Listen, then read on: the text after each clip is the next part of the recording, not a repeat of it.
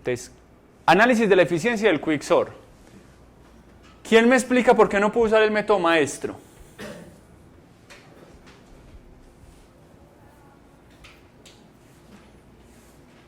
Vamos a decir, de los 3 parámetros que hay que determinar, ¿cuál es el único que no se puede determinar?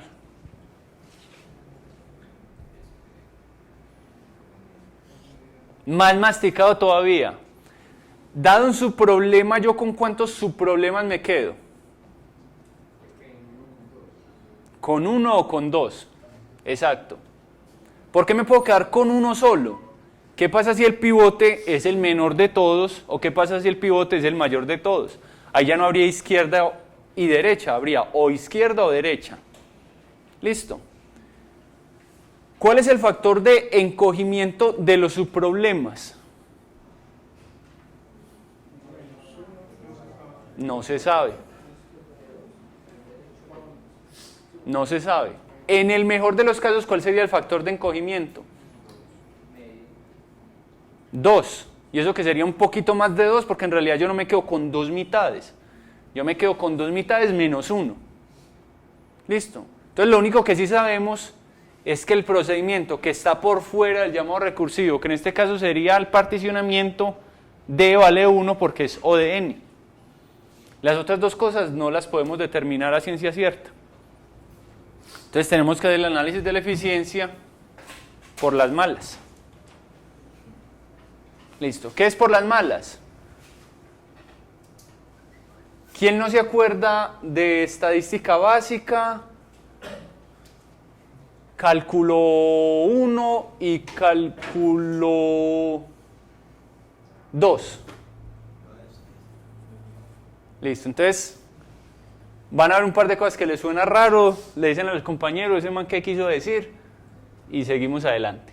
Tampoco es que vamos a utilizar nada extraño. Empecemos por lo sencillo. ¿Qué pasa en el mejor de los casos? ¿Cuál sería el mejor de los casos en el Quicksort? De a 1. ¿Quién habló? No, pero ese no me gustó. No, porque es que si está ordenado no tengo que hacer nada.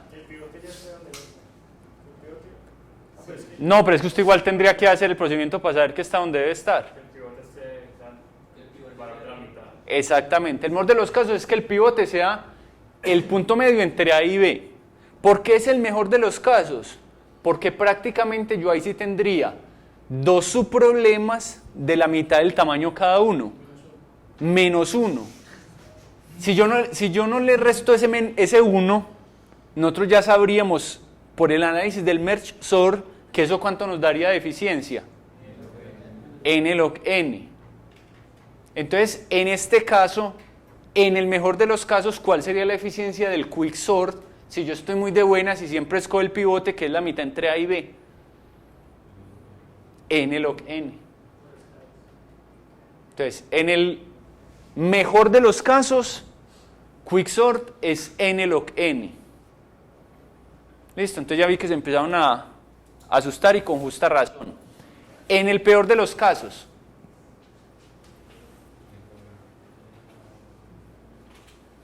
entonces ya alguien se adelantó, en el peor de los casos el Quicksort es N cuadrado. ¿Cuál es el peor de los casos? ¿Qué pasa si mi pivote siempre es el menor de todos? ¿En qué se convierte el Quicksort? En un select sort. ¿Por qué? ¿Qué hago? Cojo el pivote y lo llevo a la primera posición. ¿Sí o no? De los que me quedan, cojo el pivote y lo llevo a la primera posición. De los que me quedan, cojo el pivote y lo llevo a la primera posición. ¿Eso qué es? Select sort. Y select sort es O de N cuadrado. Listo.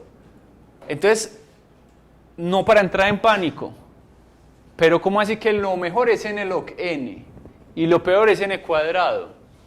Pero de entrada habíamos dicho que el Quicksort era N log N. Eso como que no tiene sentido, ¿sí o no? Entonces ahí es donde entra la estadística. La pregunta del millón, y piénsanla con cuidado. ¿Cuál es la probabilidad de que se dé esto? Para un arreglo de tamaño N. ¿Cuánto?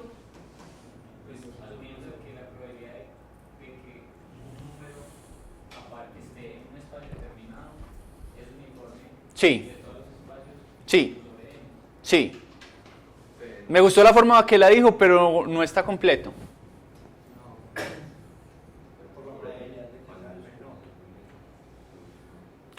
Traducción, ¿cuál es la probabilidad de que yo las n menos una veces que tengo que escoger pivote siempre escoja o siempre el menor o siempre el mayor?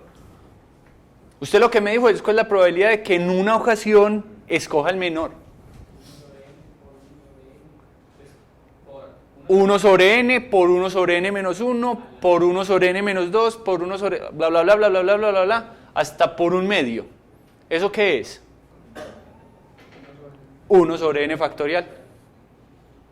Listo. ¿Cuánto es 1 sobre n factorial para cualquier valor decente de n? 0. ¿Sí o no? Entonces, ¿esto puede pasar? Es casi que imposible. Pues casi que imposible no, técnicamente nada es imposible. Pero para cualquier n grande, esto es un valor asintótico hacia 0.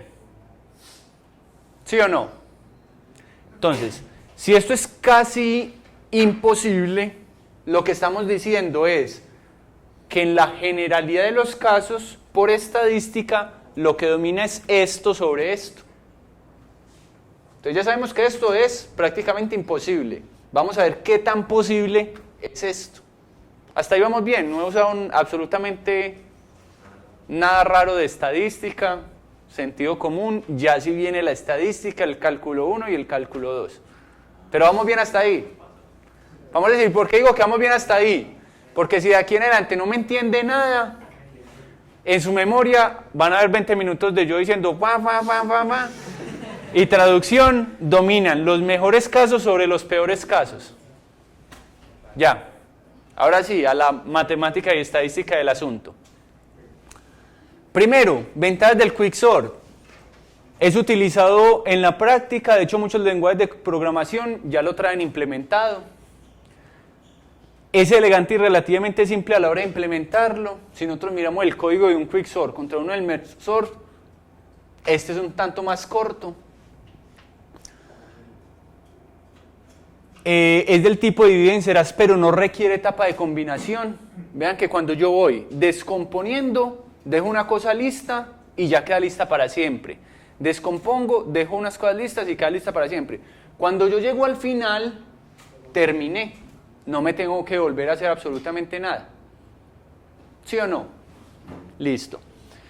Cuando yo no utilizo arreglos adicionales, es decir, trabajamos in situ, o sea, sobre el mismo arreglo hacemos todo, prácticamente lo que necesitamos de memoria extra son 3 variables y ya. Y al agregarle un componente aleatorio tiene una eficiencia promedio de O de n log n. ¿Listo? Entonces, algo que ustedes probablemente sabían antes de este curso, que el Quicksort era n log n, pero la letra menuda no la sabían.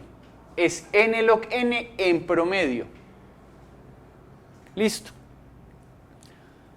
Y esa característica es conocida como el teorema del Quicksort, que es parte de lo que vamos a ver a continuación.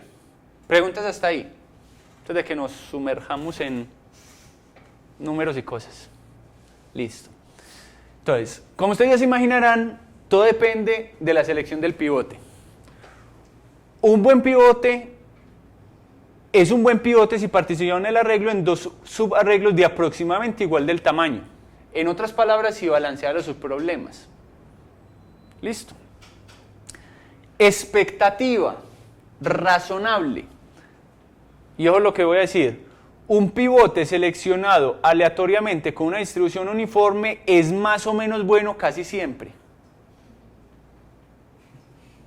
Listo. Entonces eso parece como promesa de vendedor. Es más o menos bueno casi siempre.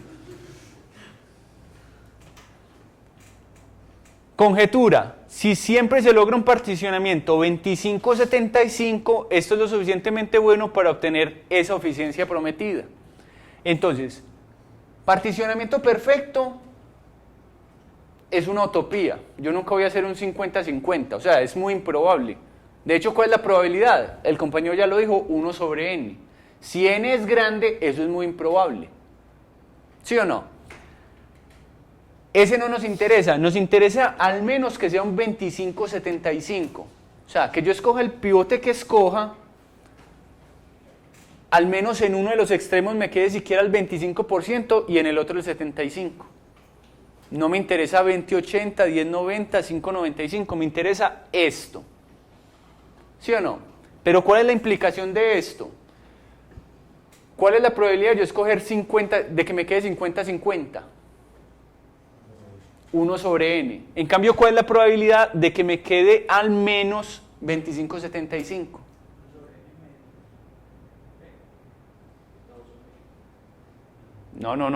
No diga cosas a la loca, piénselo.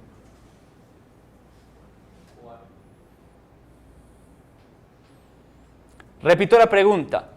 ¿Cuál es la probabilidad de que yo escoja el pivote perfecto? 1 sobre n. Para todos es claro eso, ¿sí o no? Que yo escoja justo el de la mitad.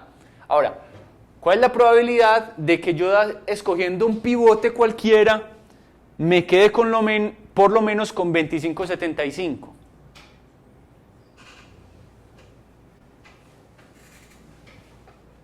Muchachos, háganle, ustedes pueden, está fácil.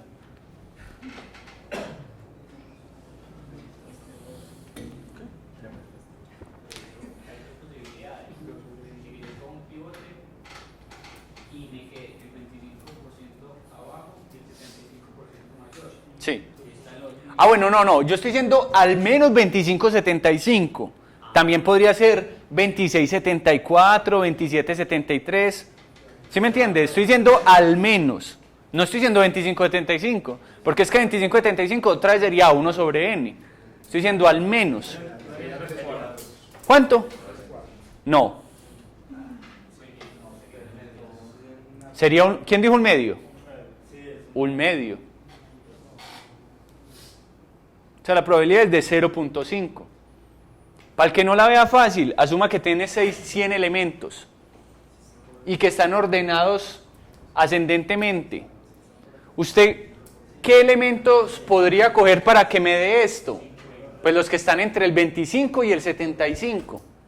¿Y cuántos son esos? 50. ¿Y cuántos habían? 100. Entonces 50 sobre 100, un medio. ¿Sí o no?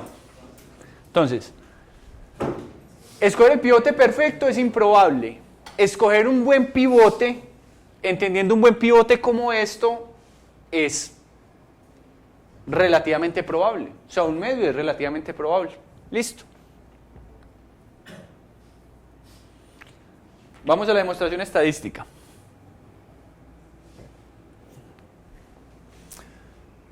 A nosotros siempre nos interesa encontrar una función que me determine la cantidad de operaciones básicas. ¿Sí o no? Cuando yo escojo el pivote, básicamente, ¿qué operaciones estoy haciendo? O sea, estoy haciendo unas traslaciones de elementos, pero esas traslaciones están dominadas por la comparación que yo hago. ¿Sí o no? Yo miro elemento por elemento y digo, ¿es menor que el pivote? Sí, lo mando para un lado. ¿Es mayor que el pivote? Sí, lo mando para otro lado. Independiente cómo sea ese mandar. ¿Listo? De lo que no puedo escapar es de hacer comparaciones. Entonces yo podría decir que la cantidad de operaciones está dominada por la cantidad de comparaciones. ¿Sí o no? En el caso del Quicksort. Listo. Entonces, ¿qué me interesa? Cantidad de comparaciones. Y a esa variable la voy a llamar C. Entonces, si yo determino cuánto es la cantidad total de comparaciones, básicamente eso me determina la eficiencia. Entonces, yo tengo que mi función es el valor esperado de la cantidad de comparaciones. ¿Vamos bien hasta ahí? Muchachos. Listo. ¿Cierto que aquí no hay nada de estadística? Ah, bueno, entonces no voy a quedar mal. Ese valor es difícil de calcular, entonces hay un principio en estadística que dice principio de descomposición. Si usted tiene que encontrar el valor esperado de una variable aleatoria compleja, descomponga esa variable aleatoria compleja en otras más simples, de las cuales usted sí pueda calcular el valor esperado. Y eso es lo que vamos a hacer en este momento. Entonces, sea z sub i el iésimo elemento más pequeño del arreglo. El primero más pequeño, el segundo más pequeño, el tercero más pequeño, cualquiera. y sea x sub i sub j el número de comparaciones entre dos elementos z sub i y z sub j. Listo. ¿Qué valores puede tomar esta variable? En otras palabras, y esto es el corazón de todo, en el procedimiento del quicksort, a mí finalmente, ¿qué me interesa? Ordenar. Entonces, si yo arranco del final hacia el principio y yo tengo mis elementos ordenados, yo cojo dos elementos cualquiera y según cómo funciona el quicksort, ¿cuántas veces se pueden comparar esos dos elementos?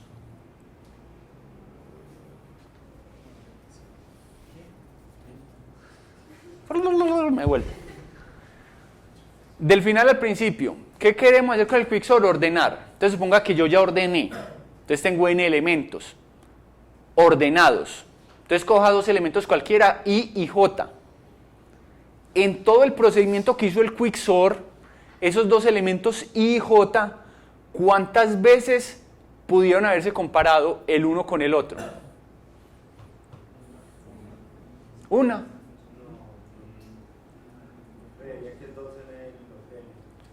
2n log n. Listo. 2n log n, de 2n log n a 1 hay un universo de diferencia. ¿Quién dice otra cosa?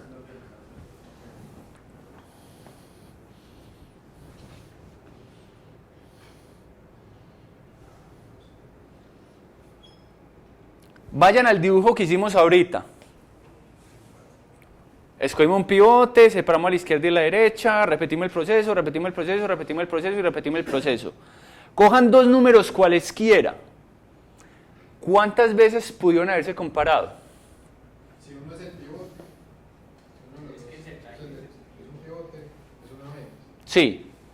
Si uno es un pivote, solo es. Entonces, esa es la respuesta. O ninguna vez o máximo una vez. Entonces, puede que no sea muy intuitivo de que dos elementos se comparen máximo una vez, pero es que como funciona el quicksort, eso es lo que pasa. ¿Por qué? Piénsenlo así. Yo escogí el pivote. Pueden pasar una de tres cosas. Primero, que el pivote fuera uno de esos dos elementos. Si el pivote fue uno de esos dos elementos, yo los tuve que haber comparado para saber si el otro lo tiraba a la izquierda o a la derecha, ¿sí o no? Pero una vez que yo termine eso, ya nunca los vuelvo a comparar. Porque si fue el pivote, ese pivote ya quedó quieto. Entonces nunca los vuelvo a comparar. ¿Sí o no? Segundo caso, ninguno de los dos es el pivote. ¿Sí o no? Y si ninguno de los dos es el pivote, puede pasar una de dos cosas. Y ahí está el caso 2 y el caso 3. Si al hacer las comparaciones de esos dos elementos, no entre sí, sino con el pivote, uno cayó a la izquierda y otro cayó a la derecha, ¿cuántas veces se van a comparar en el futuro? 0 veces. Porque se van a ir por llamados recursivos diferentes.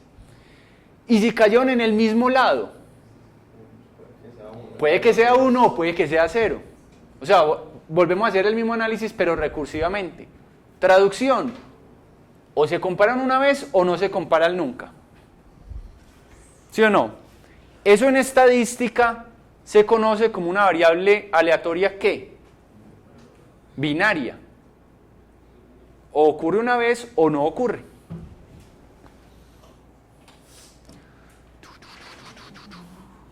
Entonces, la esperanza de la cantidad de comparaciones nosotros la podemos redefinir como ¿cuántas van a ser todas las comparaciones posibles? Pues todas las comparaciones entre cualquier i y cualquier j. Traducción. Para i entre 1 y n menos 1 y para j entre i más 1 y n, esto me da todas las parejas posibles. Yo sumo el valor esperado de la comparación entre todas las parejas posibles. Entonces, esto es exactamente lo mismo que esto. Esa es la cantidad total de comparaciones. Eso lo estoy descomponiendo en ¿cuántas comparaciones a lo sumo voy a tener? Pues todos los elementos contra todos los elementos. ¿Sí o no? Entonces esto es todos los i contra todos los j.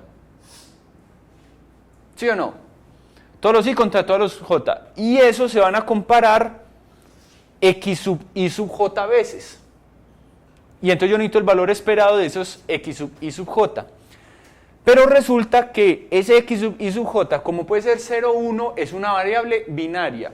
Y una variable binaria es una particularidad de una variable aleatoria que se llama variable aleatoria discreta. ¿Listo? ¿Y cuál es el valor esperado de una variable aleatoria discreta? Estadística 1. ¿Sí se acuerdan de estadística 1? Listo. Para los que no se acuerdan, entonces, el valor esperado de una variable aleatoria discreta es la sumatoria del valor de la variable aleatoria discreta por la probabilidad de que esa variable se dé. Entonces, en este caso, es discreta porque no tiene sino dos valores, entonces nos simplifica mucho la vida. Esa sumatoria se convierte en la suma de dos elementos, de valor por probabilidad más valor probabilidad. Entonces, ¿cuáles son los dos valores? 0, 1. Entonces, 0 por cualquier cosa es 0. Y 1 por cualquier cosa es esa cualquier cosa. Entonces, eso se convierte en que el valor esperado de y es igual, perdón, a que este valor esperado, ¿qué le faltó? ¿Qué le pasó a lo de aquí? Bueno, se lo robaron. Entonces, sí, es igual a lo de allá. Es que, bueno, ahí fue cuestión de formatación. Esto debería venir acá. Entonces es 0 por la probabilidad de que sea 0, más 1 por la probabilidad de que sea 1. Entonces 0 por cualquier cosa, 0. Entonces esto básicamente se traduce en la probabilidad de 1 por la probabilidad de que sea 1. Entonces lo que nos interesa es cuál es la probabilidad de que cuál es la probabilidad de que dos elementos y j se comparen una vez.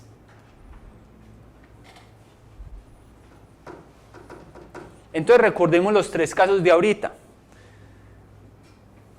Si los dos pasan a lados diferentes del pivote, nunca se van a comparar. Entonces ese caso no me interesa, porque estoy hallando la probabilidad de que sí se comparen. Entonces, ¿cuál es la probabilidad ¿cuál es la única forma de que esos dos elementos se comparen? Y me lo dijeron ahorita. Que uno sea el pivote. ¿Cuál? Cualquiera. Entonces, ¿cuál es la probabilidad de que entre dos elementos y y al menos uno sea el pivote? 1 sobre n, o sea, solamente es una... Exacto, 1 sobre n, pero es que n son todos los elementos. Pero entonces a mí me interesa es para i y j, y recuerde que i es el i-décimo menor y j es el j-décimo menor. En otras palabras, yo no tengo todo mi arreglo, n, sino que yo tengo mi arreglo entre una posición i y una posición j. Entonces no es 1 sobre n, es 1 sobre la longitud de lo que hay aquí, o la cantidad de elementos. ¿Cuántos elementos hay? J menos i más 1. ¿Sí o no? Todo el mundo sabe dónde sale el más 1. Si es 2 y j es 4, entonces en realidad tendría es 2, 3 y 4. No 4 menos 2, que es 2. ¿Listo? Entonces ahí sale ese más 1. Pero esa es la probabilidad de que escoja 1. Y ahí me interesa escoger cualquiera de los dos. Entonces sería esto más que escoja el otro. Esto es igual a 2 sobre j menos i más 1. Esa es la probabilidad de que dos elementos i y j se comparen una vez. Entonces, toda esa carreta para llegar a esto. Entonces ya puedo reemplazar esto en la ecuación de ahorita. No se asusten, vamos por partes. Entonces, la ecuación de ahorita aquí tenía valor esperado de x sub i sub j, que era igual a la probabilidad de x sub i sub j, que es igual a esto. ¿Listo? ¿Hasta aquí vamos bien, muchachos? Listo. ¿Qué pasa? Si yo cojo nada más esta sumatoria interna, que es esta de aquí, empiece a darle valores. Aquí lo único que estoy moviendo es la j. Entonces, ¿qué pasa cuando j vale i más 1? Entonces, eso sería i más 1 menos i más 1. Eso haría un medio. ¿Qué pasa cuando j vale i más 1 más 1? Entonces eso sería un tercio. ¿Qué pasa cuando j vale i más 1 más 1 más 1? O sea, me voy moviendo en la j. Eso daría un cuarto. Y así sucesivamente. Listo. A lo sumo, recuerden que i y j es esto. A lo sumo, ¿cuál va a ser este intervalo lo más grande posible? Cuando i está de primeritas. ¿Sí o no? O sea, cuando I vale 1. Y si I vale 1, ¿qué es lo máximo que puede valer este factor? 1 sobre n. ¿Sí o no? Porque recuerden que esto de aquí es la cantidad de elementos. Entonces, ¿qué es lo máximo que puede ser la cantidad de elementos? N. Entonces, esto sería, esta sumatoria interna a lo mucho va a ser 1/2 más 1/3 más 1/4, bla, bla, bla, bla, bla, hasta más 1 sobre n. ¿Sí o no?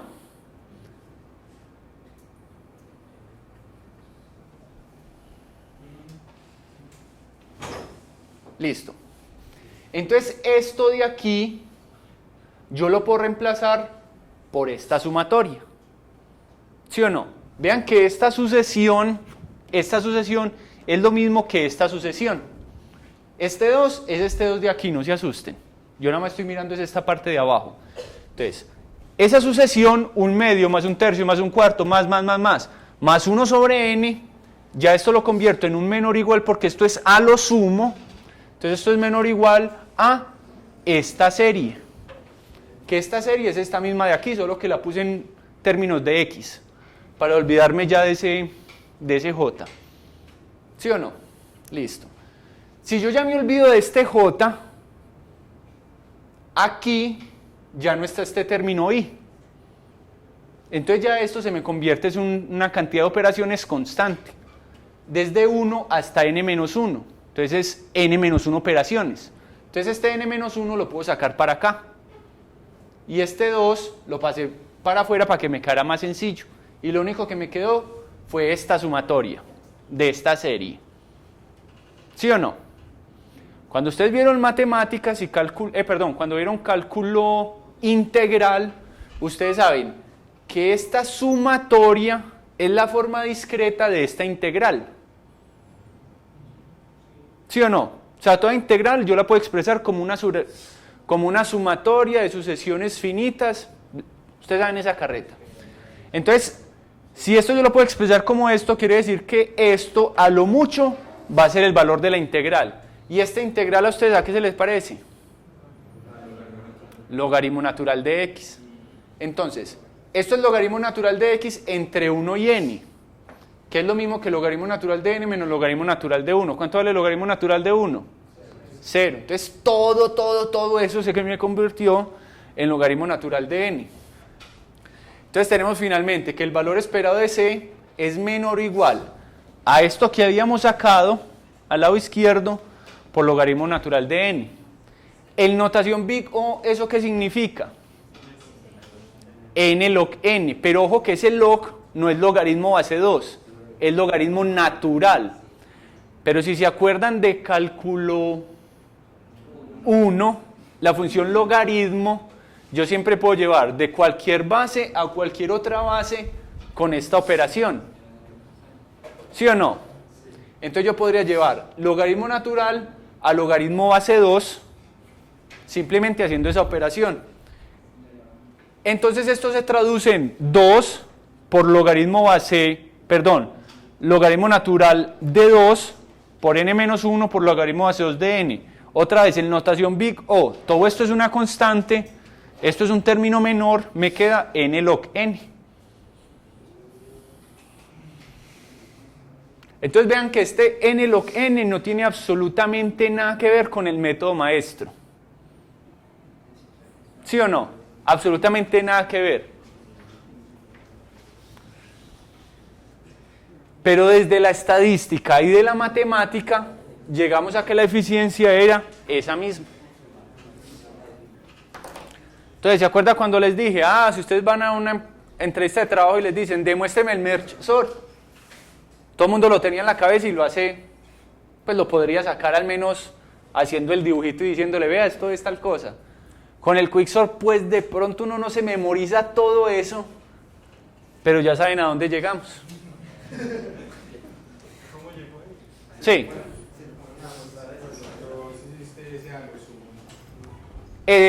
Sí. Exacto. Pero es que ahí hay, ¿cuál es el truco del asunto? Que en notación big O, a mí siempre me importa el peor de los casos. Entonces vea que lo que yo hice, si usted se fija bien, yo cuando pasé de aquí a aquí, dejé de decir que esto era igual, a decir que era menor o igual. Cuando yo digo a lo sumo es en el peor de los casos. Entonces ese menor o igual, si usted lo ve bien, él sigue hasta el final. ¿Cuándo lo quito? Cuando digo notación big O, porque en notación big O ya de una vez estoy asumiendo que es el peor. Sí. Entonces él hace la esperanza de las X sub I J. Exacto. Para todos los sub I J. Exacto. Pero es imposible que sea el peor de los casos para todos los I sub I J. Exacto. O sea que es mejor que en lo que. Teóricamente. Es menor que en el log n. Porque no, el peor de los casos que vos estás diciendo Sí. es imposible. Sí. O sea que sí, es mejor que. Claro, es que ¿qué es lo que yo le estoy quitando? O sea, ¿qué es lo que yo estoy obviando ahí? Esos otros términos de la ecuación que le están restando cosas, pero que cuando yo hago en notación big O los borro. ¿Sí me entiende? Por ejemplo, ahí hay un -1. Entonces ese menos con toda seguridad es que yo estoy restando cosas. O sea, yo hago menos cosas. Pero en notación big O eso se va. Listo. Por eso es que cuando yo partía la clase diciendo, si ya está el merge sort que funciona y no sé qué, ¿por qué otro? Porque en promedio funcionan igual, en promedio, pero en ciertos casos este será más rápido, porque en ciertos casos hará menos cosas. Hacer más cosas también. Por eso es que el valor esperado es que sea ese, pero puede hacer menos. Vamos a decir, cuando ustedes lo programen, si ustedes programan el merge sort y lo corrieron para el mismo arreglo, yo no sé, 100 veces, la diferencia eran unas cosas marginales que tienen que ver es con el computador, no con el algoritmo. Si ustedes hacen ese mismo proceso con el quicksort, ahí sí van a encontrar diferencias más significativas. ¿Sí o no? Bueno, depende, si escogen escoger pivote como un valor aleatorio, si siempre escogen el primero, pues siempre les va a dar lo mismo. Pero si escogen un valor aleatorio van a encontrar pequeñas variaciones. Y en teoría se van a dar cuenta que en algunos de esos casos va a ser más rápido que el merge sort. Muchachos, ¿alguna pregunta?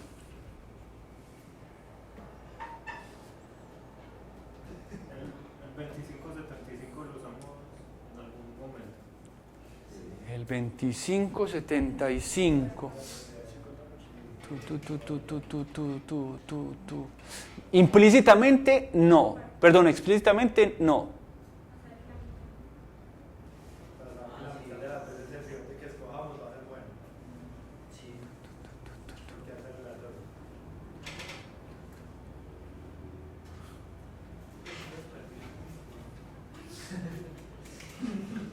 Explícitamente no, pero eso está sumergido acá. O sea, está sumergido en lo del valor esperado.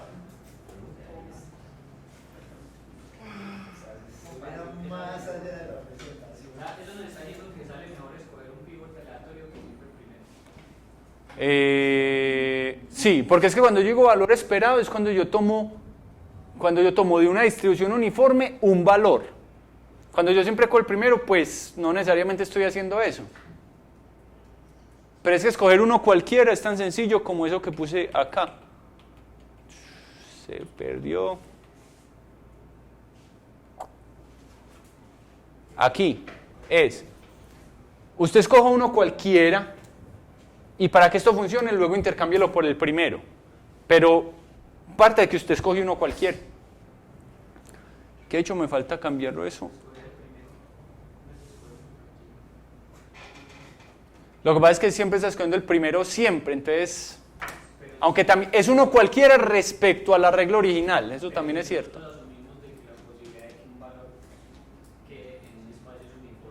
Sí, es lo mismo que hacerlo aleatorio, sí, es cierto. Es cierto. ¿Alguna otra pregunta?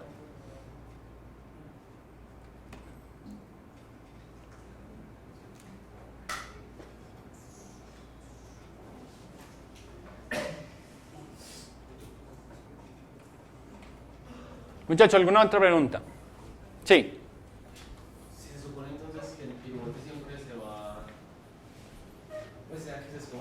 si lo arreglo se desplaza el primero, entonces querría decir que este algoritmo es peor entre más ordenado esté el arreglo, ¿no?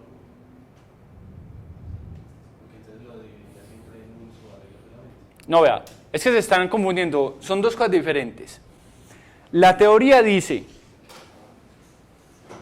el pivote se selecciona aleatoriamente, ¿sí o no?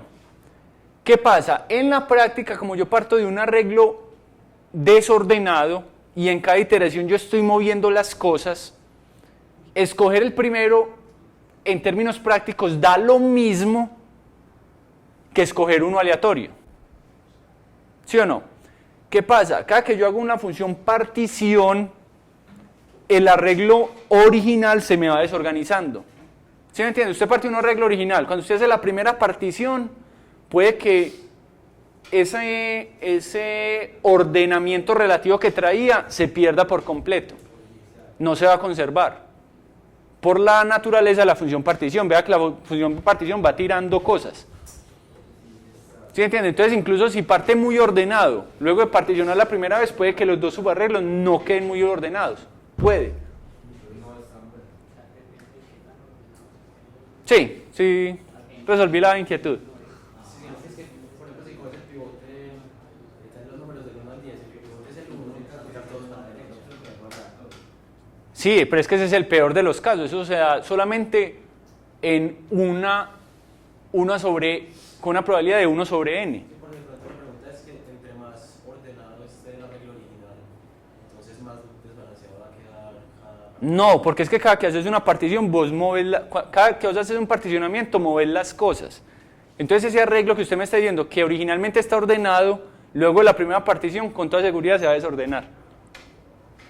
Por cómo mueve usted las cosas. Yo en el ejemplo lo hice que los pase exactamente igual como venían. Pero si usted le hace prueba de escritorio, la función partición, él va tirando las cosas así, pues no en el mismo orden en el que venían. Porque vea que le está haciendo unos swap ahí raros y no sé qué. Lo que está diciendo, pues como yo le entiendo, es que si siempre cogería como pivote el primero, entonces que esté ordenado sería pues como hacer más cosas. Porque No necesariamente. No, esa es la inquietud de lo que yo le digo, es que cada que usted haga un particionamiento, el arreglo se desordena respecto a cómo venía. Entonces eso en el fondo no importa. Obviamente es que aquí hay una componente aleatoria, entonces ustedes siempre van a poder alegar, pero es que puede pasar tal cosa. Y yo les digo, sí, es que puede pasar. La cosa es que esos casos desafortunados son muy improbables. Listo. Yo creo que para eso era lo que hacía lo del 2575. No tanto porque dentro de la demostración eso está incluido, sino para tener una visión intuitiva de que es mucho más probable de que pase algo bueno a de que pase algo malo. En este caso. De que pase algo bueno.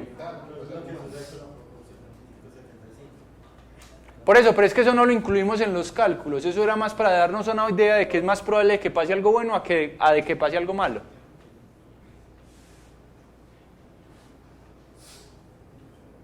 Cuando llegamos a esa función, lo que estamos diciendo es que al procedimiento está siendo dominado por esos casos más favorables, que son los más probables. ¿Alguna otra inquietud? Entonces, tarea, programar el quicksort. Que la demostración es muy complicada. En realidad, para el nivel que tenemos nosotros, ahí no dije nada que uno no sepa. O sea, variables discretas, variables binarias, integral como una sumatoria definida, integral de 1 sobre x. O sea, no dije nada que uno con 2 o 3 semestres en la universidad no sea capaz de sacar. Listo, entonces nos vemos el viernes, si no hay más preguntas. Ah, y el parcial, claro. Con razón nadie se iba.